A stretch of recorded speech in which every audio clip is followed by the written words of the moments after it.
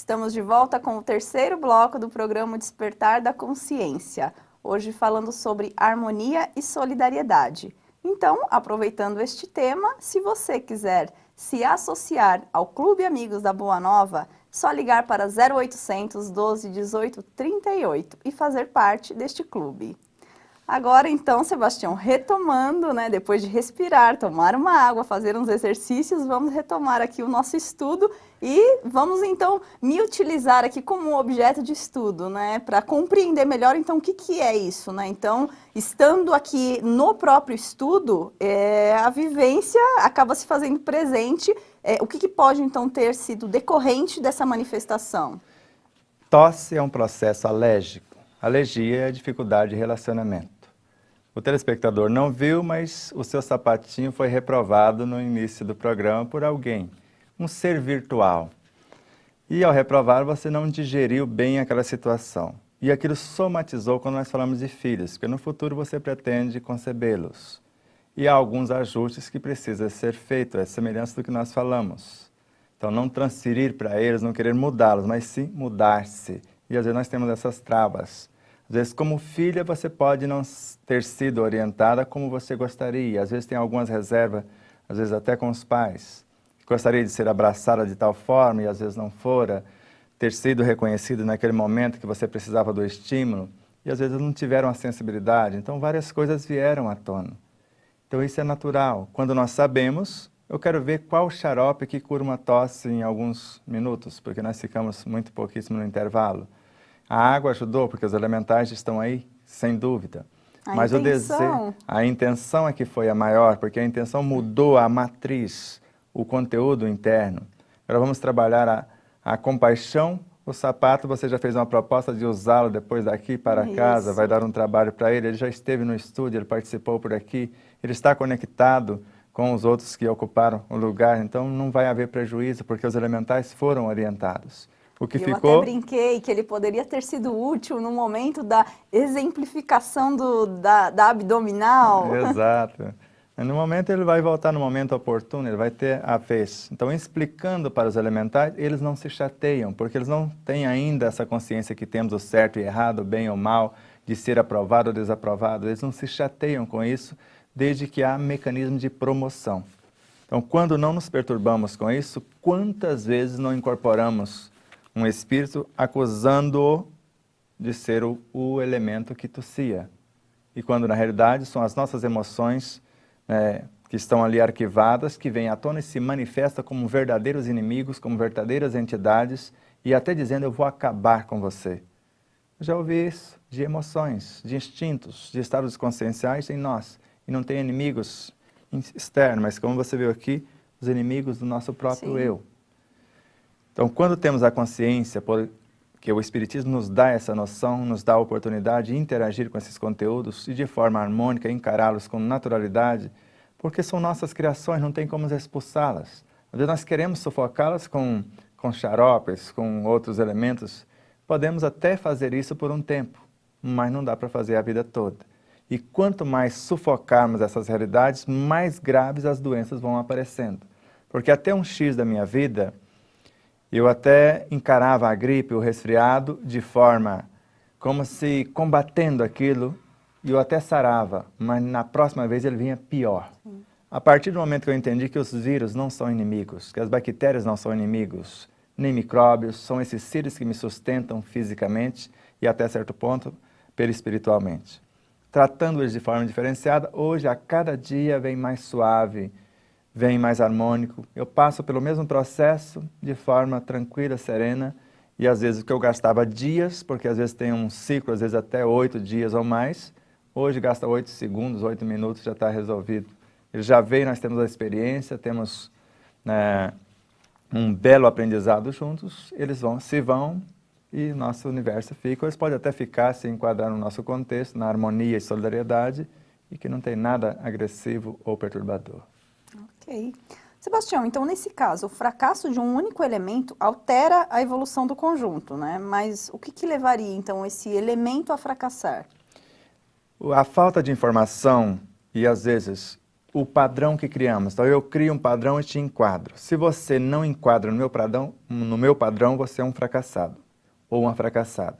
Se você aceita isso, você vai criar seres num estado emocional, que é o que mais acontece, e vai gravar esse estado de culpa. E, às vezes, fica uma ideia tão fixa e tão cristalizada que você se sente uma fracassada em tudo. Então, quando o elemento derrapa, realmente ele interfere no conjunto. Se o conjunto fazer a leitura daquele fracasso como uma maneira de como não fazer, ele não crucifica aquele elemento, como faz os nossos irmãos indígenas em determinadas tribos. Quando um fracassa, eles trazem ele para um ambiente, põem ele no meio, os demais ficam em volta, e ele está ali se punindo por ter errado a flecha na caça, a única, e o povo já estava com fome, não acertou. E eles lembram, cada um dos guerreiros lembra uma virtude.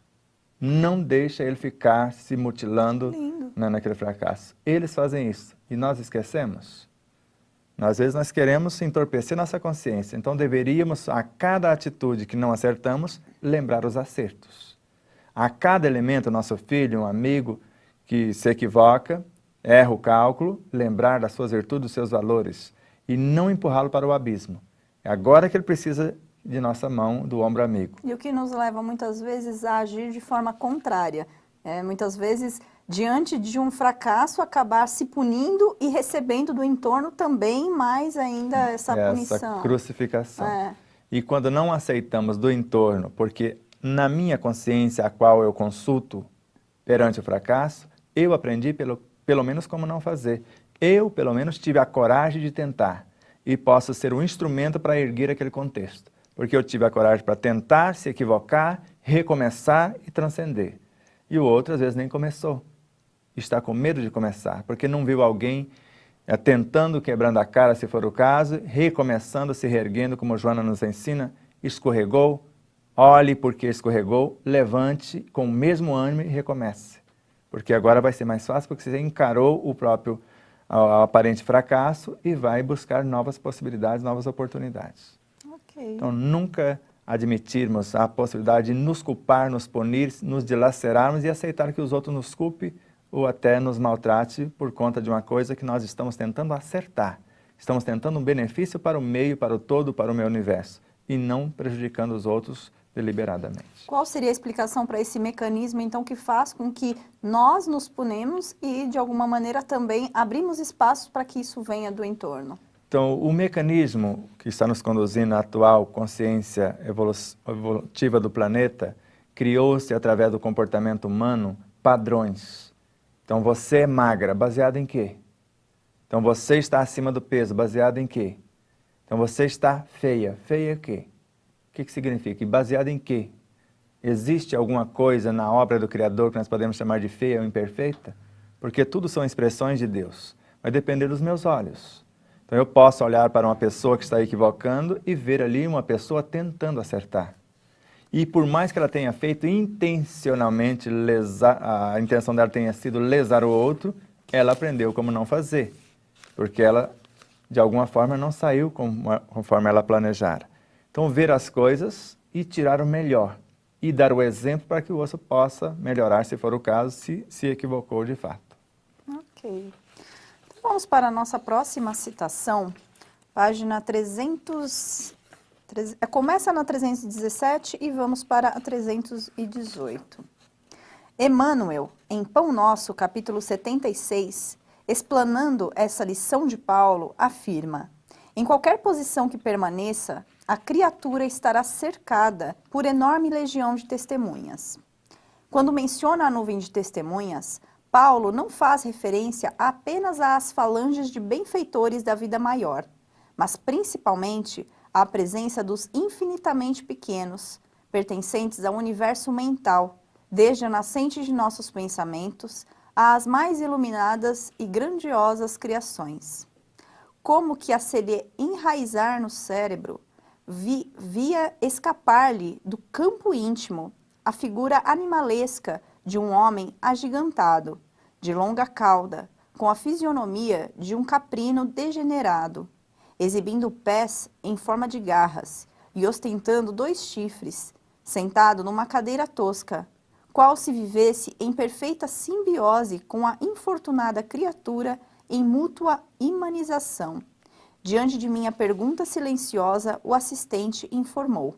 É um clichê mental, criado e nutrido por ela mesma. Você poderia dar uma breve explicação sobre essa questão do clichê mental nesse sentido e depois a gente retoma um pouco mais esse estudo no próximo bloco? Você vê, dependendo de como a maneira que a pessoa pensou, ela foi saindo da forma humana e ficando como se ela fosse regressando no tempo. Então, imanização quer dizer perdendo a forma humana, já aparecendo com um caprino, com os pés, com chifres e com tudo. Então, dependendo de como ela foi estabelecendo essas formas grotescas, na maneira de se comportar no dia a dia, ela vai ligando-se, como nós vimos com o André Luiz, quando eu penso na ideia ou crio uma ideia enfermiça, me conecto com as mentes que pensam de igual teor ou na mesma vibração, ou no mesmo processo vibracional. E agora, dependendo dessa ideia fixa, eu vou me petrificando, a ponto de alguns seres parecerem com animais, outros parecerem assemelhar-se a vegetais, outros assemelhar-se a rochas, como o Inferno de Dante, por exemplo, que mostra essas realidades. Ou como o Abismo de Ranieri, que muitos pensam que é uma ficção, que é uma invenção. Existem esses reinos. Muitos criticam as obras de Robson Pinheiro, o que ele diz, o que ele afirma nas suas obras, e principalmente na primeira obra, a obra que ele trouxe da trilogia, ele fala, isso existe dentro de nós. Existe também fora de nós. Só que é muito difícil a gente admitir que existe essas realidades dentro de nós, porque somos um universo em miniatura, então tudo que existe lá fora existe cá. E existe isso nas entranhas, nos campos vibracionais do nosso próprio planeta e de outras realidades também.